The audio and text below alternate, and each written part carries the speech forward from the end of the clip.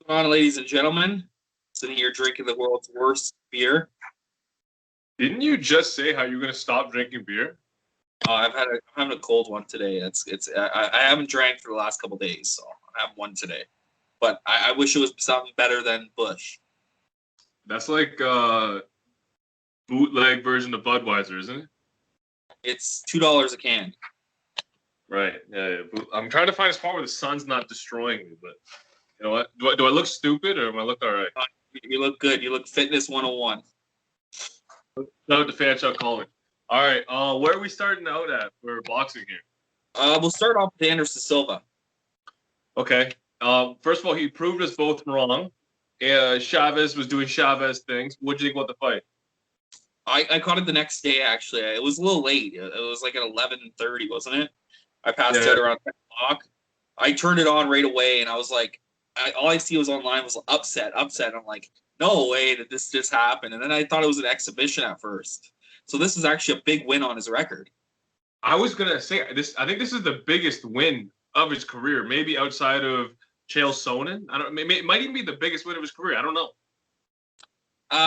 Rich Franklin was pretty good at the time. No one thought that Rich was gonna beat him, dude. But Forrest Griffin, that was going up a weight class, former champ. I don't know. Again, no one thought Forrest was gonna beat him. Like, no one thought Anderson was gonna win this fight. It's crazy, man. His last time he had boxed was 2005. So here's where I'm at. I said online after the fight, guys, we gotta pump the brakes a little bit here. Anderson Silva in 2021 doesn't represent mixed martial arts.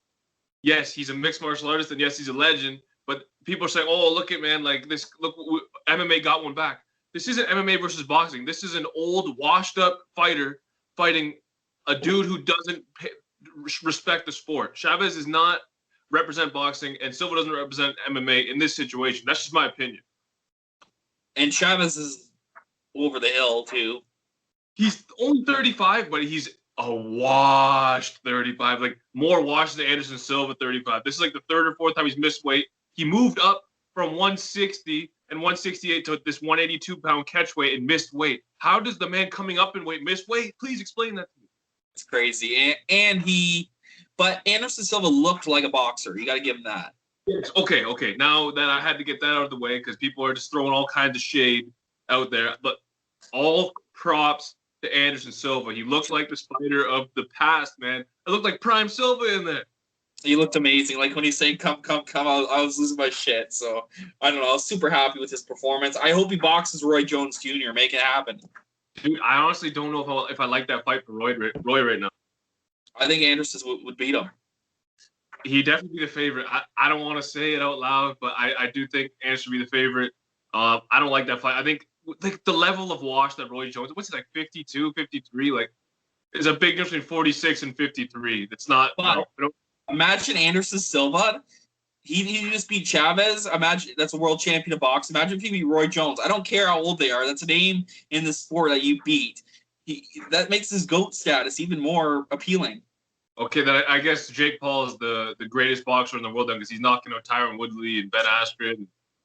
Wait, he knocked out Tyron Woodley? Like there's people saying he's going to. I don't think he's going to, but if he does knock out Tyron Woodley, I guess he's the best mixed martial artist on the planet then. I guess that's where we're living. I don't know, but Anderson has a legacy where it's strengthening it for sure. For sure. And I would love to see Anderson fight again in boxing, specifically boxing, not mixed martial arts. Just not Roy Jones, please, not Roy. I don't know. It's a fight I think it could do good pay-per-view numbers, at least 200K.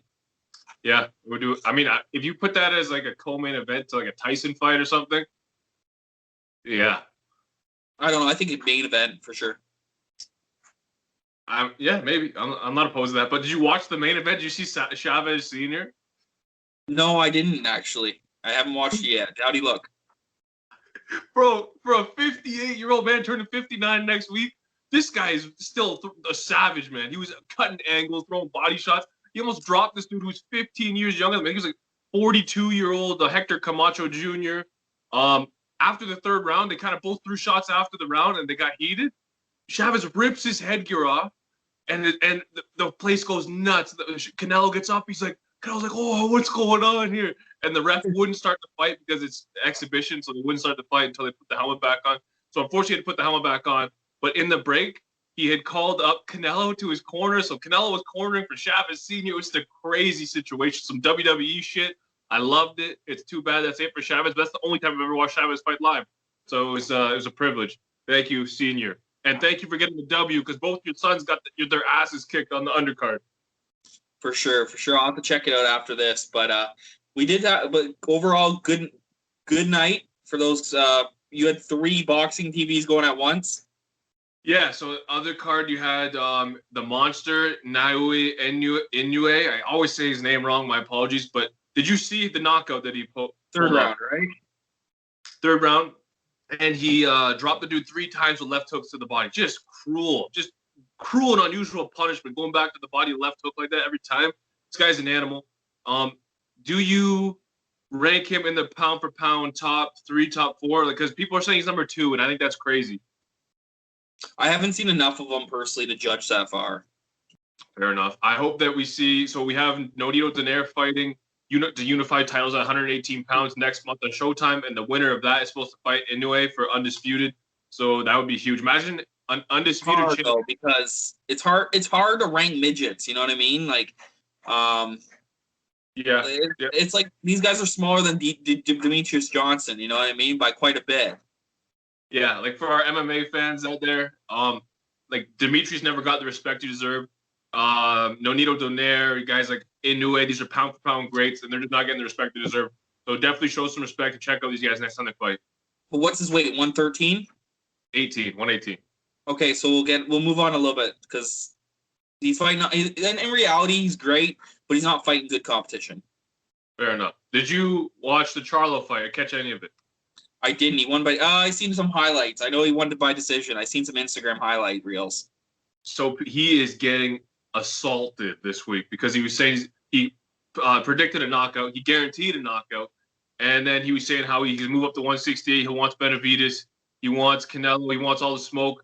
Dude, you got rocked by Maciel or Montiel or whatever his name is, who was 22-3 and wasn't ranked inside the top 10 in any regulatory body. He wasn't even a ranked opponent, just the guy they brought in because that's all the Showtime has on their middleweight disposal. I don't want to hear you talking about Canelo. Canelo's not for you. You're not for Canelo. No, but he's a world champion, so. Yeah, but him and Andre makes the most sense. Yeah, yeah, that makes sense. I agree with that. But Charlo's he's the worst Charlo out of the two, right? He's the undefeated Charlo, but a lot of people think that Little Charlo's better. Yes, for sure. I think Little Charlo. Yeah, but Little Charlo lost to what? Tony Harrison? Yeah, he got it back though, which is not bad. No, Tony's a great fighter. So at least he's fighting better competition. And then what was the last fight that we had? Oh, that was Rosado. Yeah, so the co-main event of the Jaime Munguia card, Gabriel Rosado absolutely sent Beck the Bully to the land of wind and ghosts. Did you see the knockout? Yeah, it was brutal. So that Beck guy who Rosado just knocked out, he would remember Kovalev was supposed to be fighting him, but Kovalev ended up getting pulled off because he was like streaming fights on his Instagram Live and shit. Yeah. So that Beck guy was the favorite against Kovalev. Imagine what Kovalev would have done to this guy if Gabe Rosado sent him out cold like that. There you go. And then in the main event, Jaime Munguia got the job done against Zermita. That was what we expected. But yeah, this week, what are you most looking forward to between Tank and Barrios and Nakatani and Lomachenko? I'm never really excited for Tank, honestly. I have more respect that he's going up 2 divisions, but we'll talk about that first. I'm obviously more excited for Lomachenko. It's Lomo, and he's fighting actually great competition. But we'll get into that because there's some things I want to say about that fight. So we have Tank versus, what's his name? Mario Barrios. But he's not really that known. Like he's not known, but he's undefeated, 140-pound champion. He really shouldn't be a champion because we just had the 140-pound undisputed championship 2 weeks ago with Taylor Ramirez, remember? Mm-hmm. You remember Josh Taylor? Yeah. So Barrios has like the WBA regular title. He's not a real champion, but he's a top guy at 140 pounds.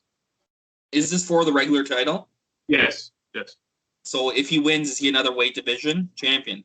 Yes. So they're doing this. Floyd Mayweather was having him fight this fight because they want him to be the 4-division world champion when he's only had the regular title in two of those divisions. So he's really only a 2-weight division champ. Okay, so he's on a big whatever. They're going to promote it, whatever. That's boxing.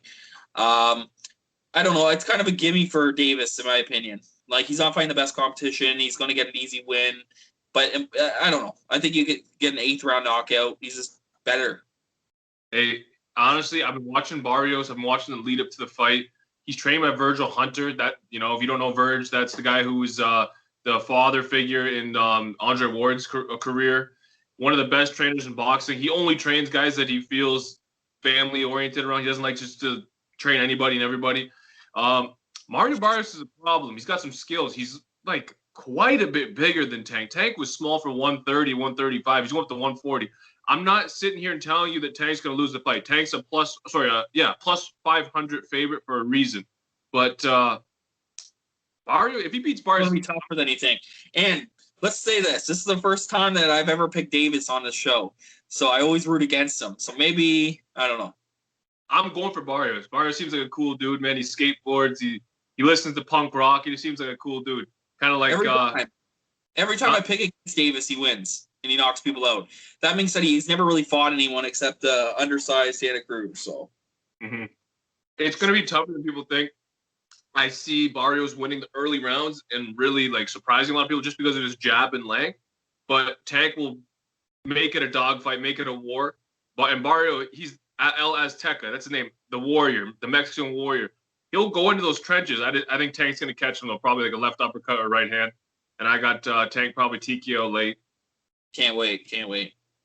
Co-main event is probably a better fight in the card, though. You got Erickson Lubin taking on Jason Rosario. Jason Rosario, remember, he last year got knocked out by Little Charlo on the undercard of that pay-per-view they had. It was for the title unification bout. Yeah. So this is a true number one contenders fight. Erickson Lubin also lost a Little Charlo, but years ago. I think he was only like 21 or something when they fought.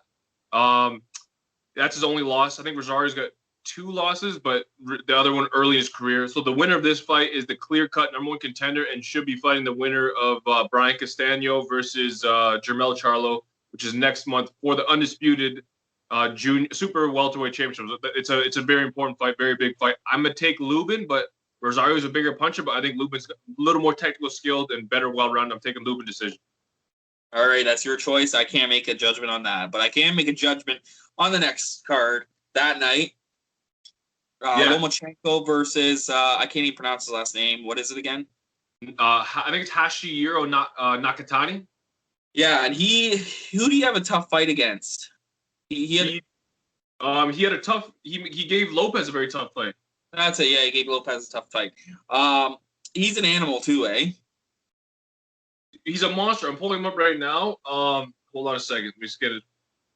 He's got 1 loss. That's to Lopez. He's 19-1. He's like almost 6 feet tall at 135 pounds, and he's coming off of the biggest win of his career. He beat Felix Verdejo. If you don't remember, we recently talked about Verdejo because he's arrested now because he may have killed his pregnant wife or whatever. But Verdejo was an Puerto Rican Olympic hopeful. This guy was supposed to be the next best thing at 135 pounds. And he won a fight of the year contender over Verdejo. Great fight. He stopped him in the 10th or something, late in the fight. Mm-hmm. And it got him the Lomachenko sweepstakes. Lomachenko's a plus 2,000 favorite. I don't understand. Nakatani's not a pushover. I'm actually leaning towards Nakatani. Makes sense. I get it. Because I was a huge Lomachenko fight, but I'm saying this, the guy's done. I said when Tony Ferguson, I just don't think he has a fire anymore. He's been to the top of the mountain. When you get to the top of the mountain, it's hard to regain the top of the mountain. And sometimes you just fall off. I feel like he's one of those boxers that's been there, done it, and he's just done. I don't think he has any more proof in his career. That's just my opinion. And I don't think he'll have the motivation. If you're going to put money down, I might put $100 down against him. Dude, you could put $10 down. You could on Nakatani. You'll probably get like 100, 200 back. Let's do it. I'm down. I'm probably gonna put something on Nakatani. But 32 years old, in the prime of his life, 6 foot tall at 135 pounds, punches like a truck. Terrible head movement. He's gonna have problems. Lomachenko's gonna be all over him. But if he can weather the early storm and somehow land late, he has a chance to upset here. But I'm gonna take Lomachenko. I think he gets back on the winning ways. I'm gonna take Lomachenko unanimous decision. But Nakatani's a live dog. I got great betting odds. I got Nakatani by unanimous decision. Okay, I can't wait for that fight. I'm excited for that. I'm putting down $20. Do I it. need more Pokemon cards. Good man. Got that Elite Trainer box today, so we're good. You mean talking about? Hold on a sec. First generation Charizard card right there. There you go. Are you gonna wrap it around your neck? Dude, what am I, the third Paul brother? Oh God, the dark one. The dark one. The best looking one though. Nice haircut. Underground, bro. They weren't even open. I had to get it done anyways. Anything else you want to touch on before we get out of here? No, this is gonna be our second episode this week, so this will be the first episode posted. Check out our second episode coming out next.